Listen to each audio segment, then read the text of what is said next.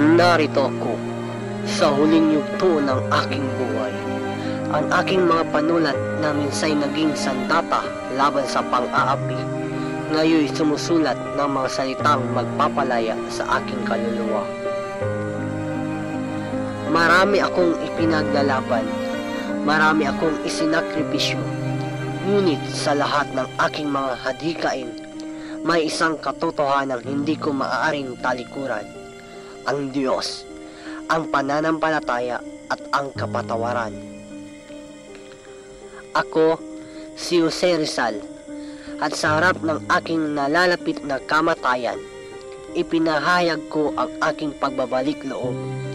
Isinusulat ko ito hindi dahil sa takot, hindi dahil sa pangamba, kundi dahil sa malalim na pagsasalamin sa aking puso. Naway ito ang maging huling alaala ng aking buhay, hindi bilang isang suwail na anak ng simbahan, kundi bilang isang nagbalik sa kanyang pinagmulan. Ang aking dugo ay dadaloy sa lupa ng bayan, ngunit ang aking kaluluwa ay magbabalik sa kanya.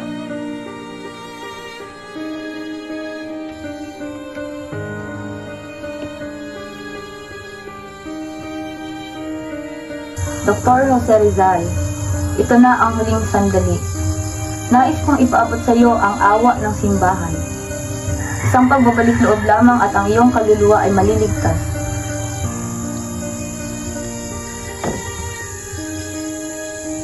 Hindi ko kailanman tinalikuran ang Diyos, Padre.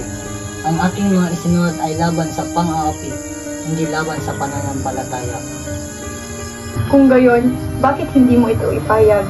Isang pirma lamang sa iyong detraksyon ay makukuha mo na ang sakramento. Kung ang aking pagbabalik loob ay makapagbibigay ng kapayapaan sa aking pamilya at sa bayan, ako'y handa. Ngunit, hindi ito nangangahulugan ng pagsuko sa aking mga ipinaglalaban.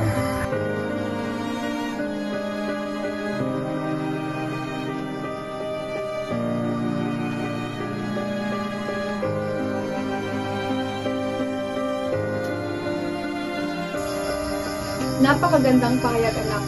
Tinanggap mo ang lahat ng sakramento at sa gayon, ang iyong kaluluwa ay magiging malayo.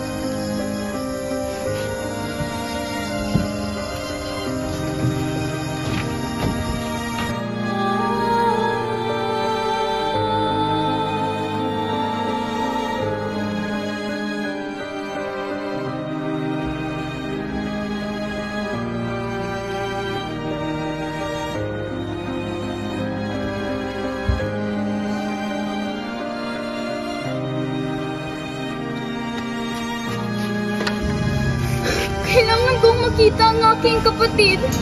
Bigyan niyo kami ng kahit isang sandali. Umanhin, Senyora. Ngunit mahigpit ang utos na walang sinumang makakapasok maliban lamang sa mga otorisadong pare. Jose! Mahal ko!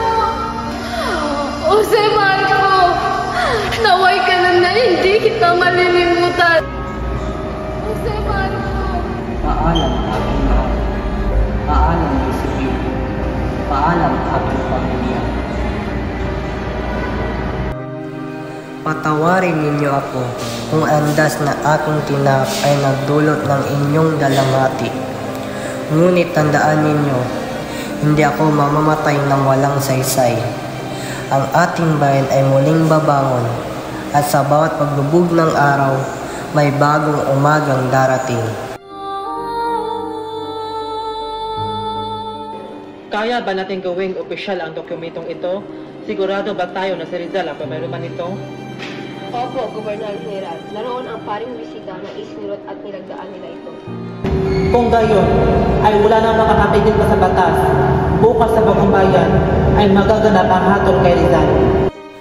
Gamitin man nila ang aking pangalan upang palitawin na ako'y sumuko.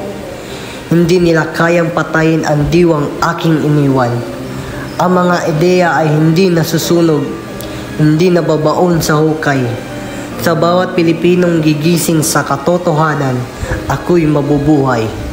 Kung ito na ang wakas ng aking buhay, tanggap ko ito na may buong dangal. Ngunit tandaan ninyo, Ang isang bayan may mga mamayang handang mamatay para sa kanyang kalayaan ay hindi kailanman magiging alipin.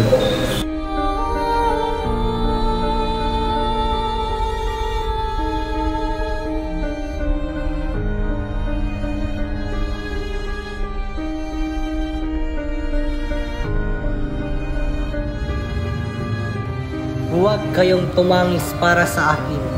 Tumangis kayo para sa ating bayan. Mapanatag ka, anak ko. Hindi mapupunta sa wala ang iyong mga pagtitiis at pagmamalasakit sa bayang ito. Abunde!